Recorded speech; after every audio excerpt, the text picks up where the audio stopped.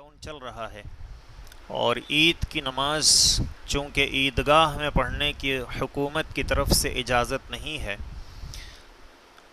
اور علماء اسلام نے ہمیں یہ رہبری کی ہے کہ ہم اپنے اپنے گھروں میں عید کی نماز ادا کریں، تو چونکہ عید کی نماز ہمیں اپنے اپنے گھروں میں ادا کرنا ہے، اس کا طریقہ یہ ہے کہ امام کے علاوہ کم از کم 4 لوگ رہیں، اور اس طرح مل کر باہر کا جو کمرہ ہے، دیلان ہے، دیوان خانہ ہے اور صحن ہے، اس میں نماز ادا کریں۔ اور اس کا طریقہ، عید کی نماز کا طریقہ چونکہ عام طور پر لوگوں کو یاد نہیں رہتا ہے، اس لیے اس وقت طریقہ بتلایا جا رہا ہے۔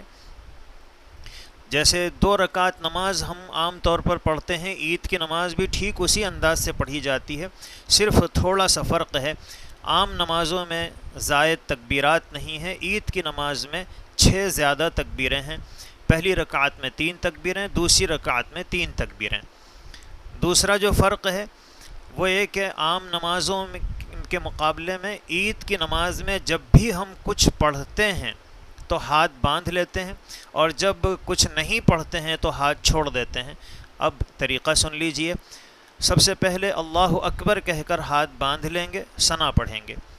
اس کے بعد پھر اللہ اکبر کہہ کر ہاتھ بلند کریں اور چھوڑ دیں۔ دوسری مرتبہ اللہ اکبر کہیں، ہاتھ بلند کریں اور چھوڑ دیں۔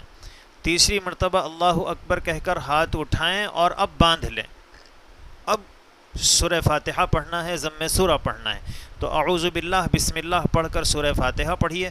اس کے بعد آمین کہہ کر پھر بسم اللہ پڑھ کے ضم سورہ کیجیے۔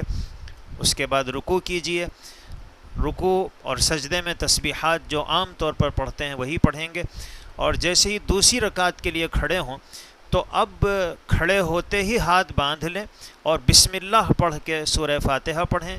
اس کے بعد پھر ضم سورہ کریں گے، اور اب ضم سورہ کے بعد 3 زائد تکبیریں کہی جائیں گی۔ اللہ اکبر کہہ کر ہاتھ اٹھائیں اور ہاتھ چھوڑ دیں، دوسری مرتبہ ہاتھ کانوں تک اٹھائیں اور پھر چھوڑ دیں، اور تیسری مرتبہ اللہ اکبر کہہ کر ہاتھ اٹھائیں اور چھوڑ دیں، اور چوتھی مرتبہ اللہ اکبر کہیں، لیکن یہ جو چوتھی مرتبہ کا اللہ اکبر ہے یہ رکوع کے لیے ہے، اس لیے ہاتھ نہیں اٹھائیں گے، اللہ اکبر کہہ کے رکوع میں چلے جائیں گے، اور باقی نماز جیسے ہم عام طور پر پڑھتے ہیں ویسے ہی پوری نماز کو مکمل کریں گے۔ اللہ تعالی عمل کی توفیق نصیب فرمائیں۔ السلام علیکم ورحمۃ اللہ۔